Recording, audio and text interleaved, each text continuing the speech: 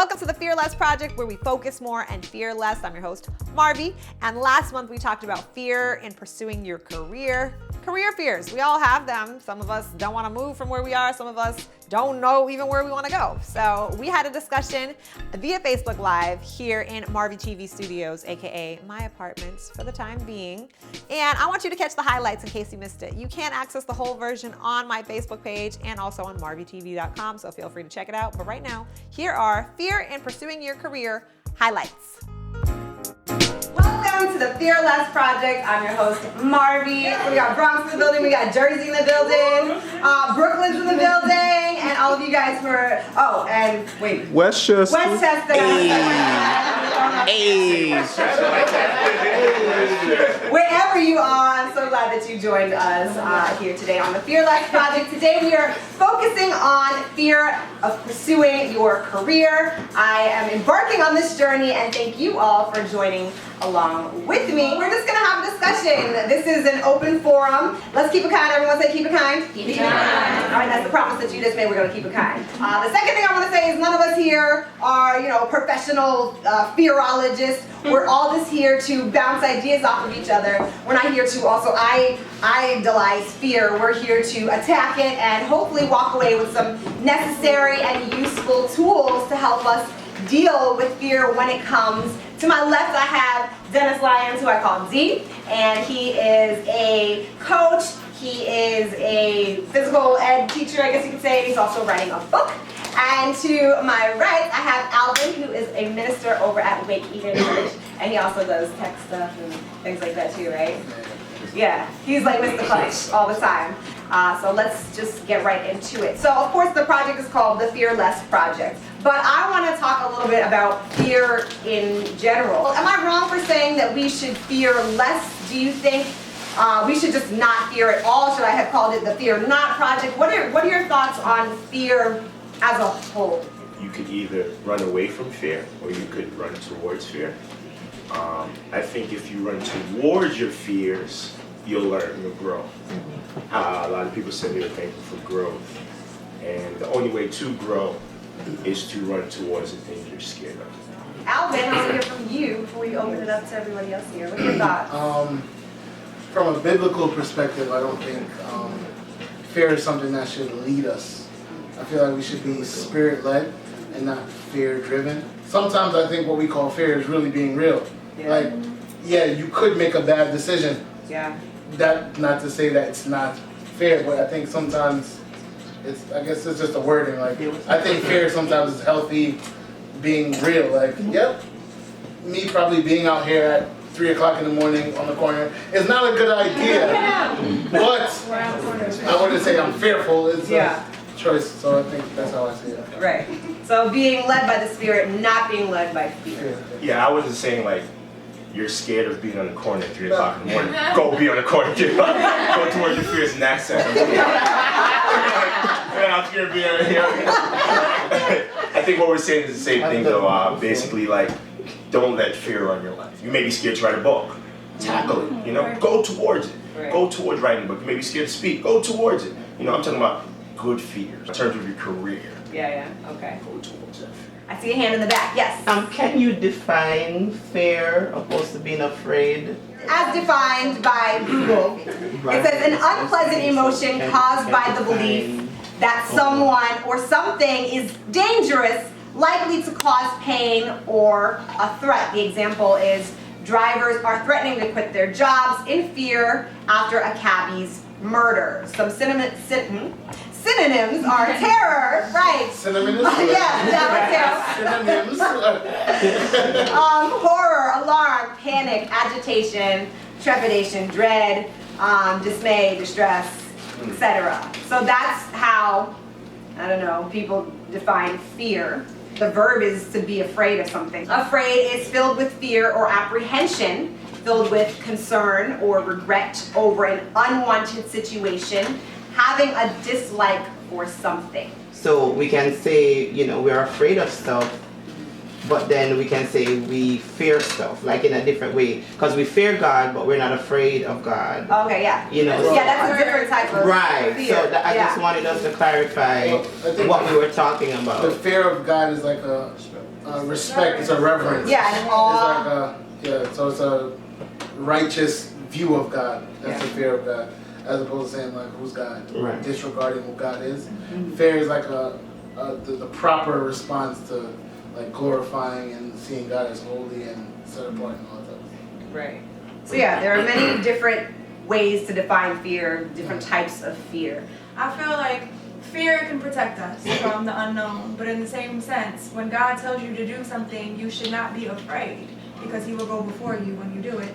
So I think that there's different ways to look at fear. Like when you're called to go before people, God will take away that fear. No one can tell you, don't be afraid. That's not going to help you. You have to like look at what, from my personal experience, I had to look at what I was called to do. And then I had to question myself, do I believe God called me to do it? And if I believe Him, do I trust Him? And if I trust Him, do I love Him? Because you can't trust somebody you don't love. Sorry, I'm getting too deep. Whoa! Yeah, I just feel like fear is a natural thing. Like a lot of people are like, oh, you're fearful, it's a sin. No, it's part of our human experience, but it's something that can be overcome. For those of you who don't know why I kind of started this, you can check out the blog on marbytv.com. But I'm just going to give you a little passage that I read in the Word for You today that kind of gave me permission, in a sense, to go forward with the Fearless Project. So it says, our first response to a God-sized assignment is generally fear. Some people say God will never ask me to do something I can't do.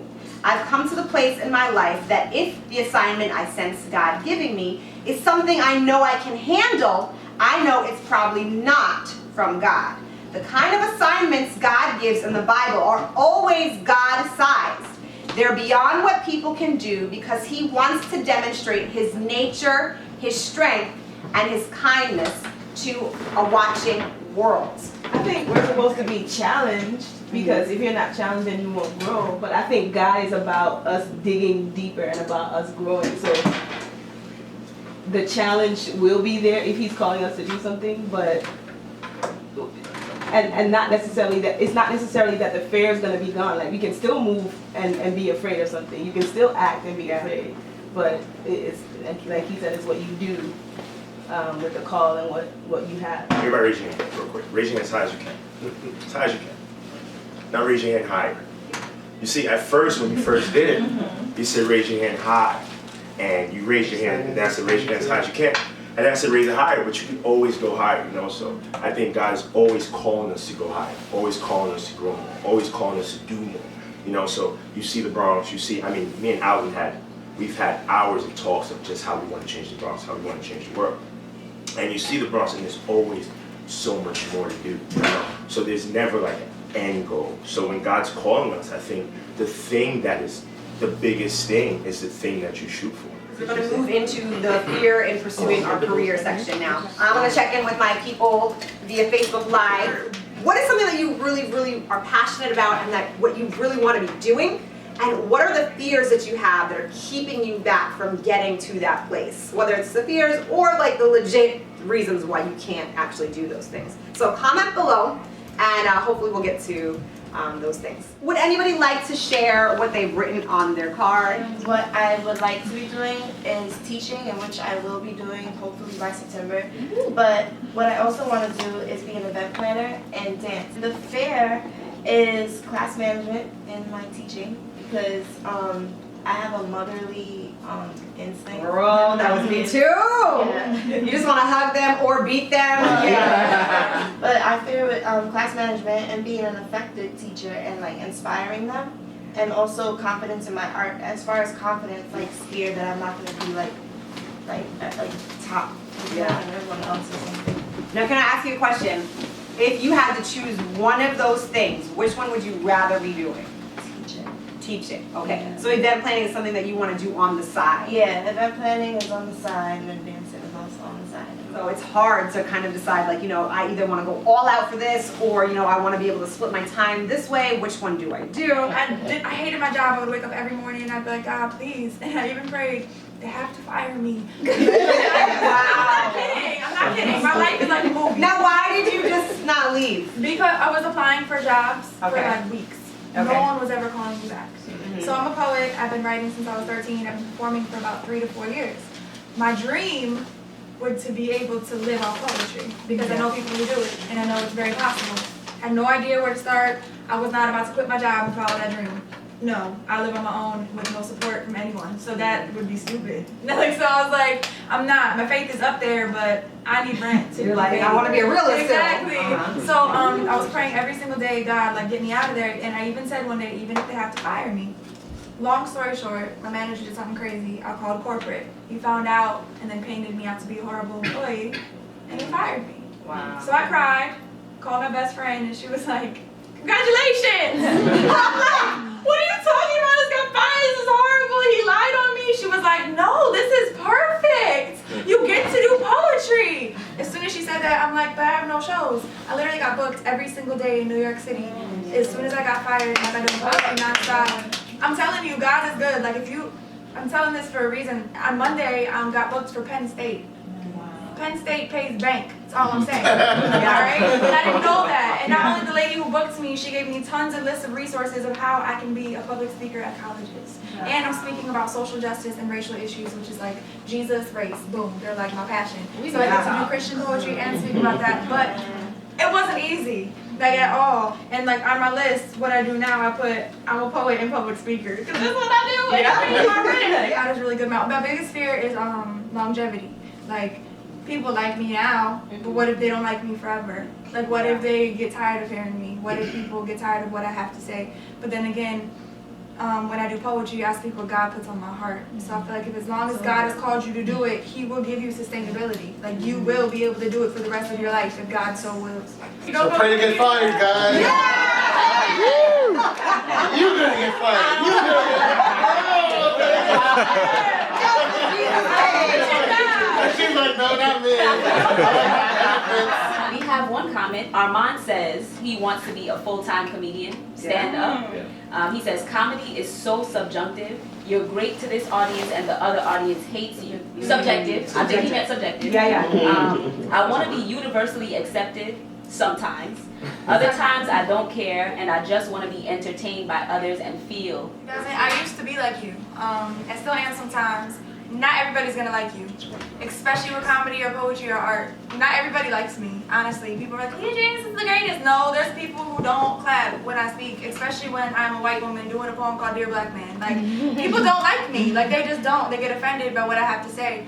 As long as you believe in you and you think you're funny, go and be funny, because somebody else is gonna think you're funny. I was reading Belief Mel, his wife, I forget her name, I'm sorry, boo. I was reading her blog recently, and she was talking about, all the things that she wants to do.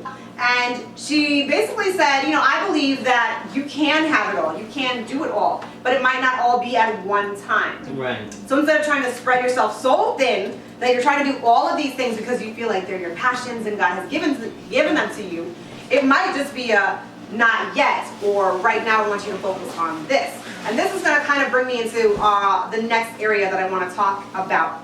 Calling versus your career choice. How do you know when you are called to do something?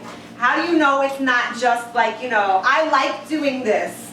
I'm kind of good at this. Is this my calling? Like, am I supposed to do this? Let's talk about that. Kim. I feel like with a calling, there's more conviction versus, a talent. It's just something that you're good at. Yeah. Like, I love music. Anything I pick up, I can play. It's a gift that I have.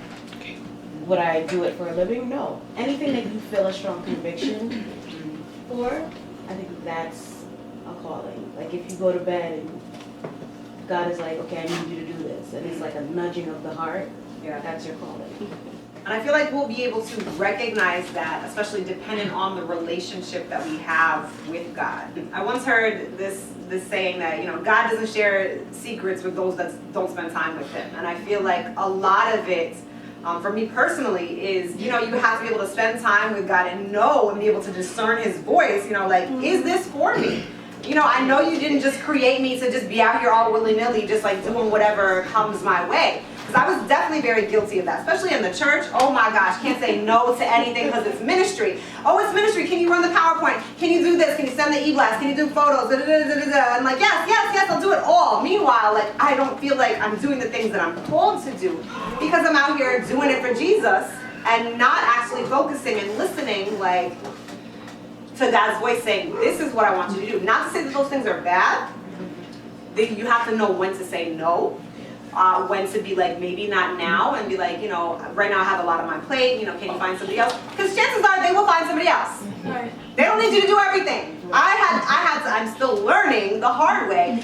Dee knows, we've definitely gotten many discussions about this. I'm like, but what about this? But you're supposed to do this and be available and blah, blah, blah, blah. Yes, be available. Yes, do ministry if you know that's what you feel called to. But also know when is the time, when is the place, and when it is that God is saying yes to this, no to this, and being okay with it. It's not just like, oh, like I said before, oh, I'm good at it, oh, it pays the bills, oh, you know, it's cool, so I'm gonna do it because I can do it. You know, like I used last night, I might be able to roll blunts really, really well, but that doesn't mean that I'm called to do that, you know? God will let you know if you lay your hands down. I'm saying, no, some people are really gifted at rolling blunts. They can do it in their sleeve, like, you know, you might be good at something, but it doesn't mean that you're called to do it. God will show you where He wants you to go. Like I went away to worship school in Florida, and that's when I started to like actually own this songwriting thing. And I remember going through this really, really stressful thing last year, and I wrote a song about it. And the song is pretty much about like, being afraid of going into the presence of God because of what you've done or whatever. And it's actually the title track to my new album that's coming out soon. Shameless promotion, yes. Promote yourself. It's called Yours Forever. So it took me about 4 months to write the song, and it was a stressful time of writing the song because there's other songwriters that were involved and stuff like that. And I'm like, man, why is this so hard? Like, God, come on. Like, I led the song at one of the campuses at the church that I was at in Florida, and this lady came up to me crying after, and I was like, yo, why do people keep coming up to me crying? No. What is this about? She told me that her daughter just had a miscarriage, and I was like, hey, she's like, well, she's in Paris, and I'm like, okay, and she was like, and she just lost her dad 5 years ago, and I'm like, okay, and then the lady started telling me like, I wasn't gonna come to church. I was so depressed and I was so sad. I wasn't even gonna come to church. I don't even know how I got here, but I know that the Lord brought me here for that song then, and that's when it clicked to me why I go through so much hard situations is so I can write songs about it to encourage other people.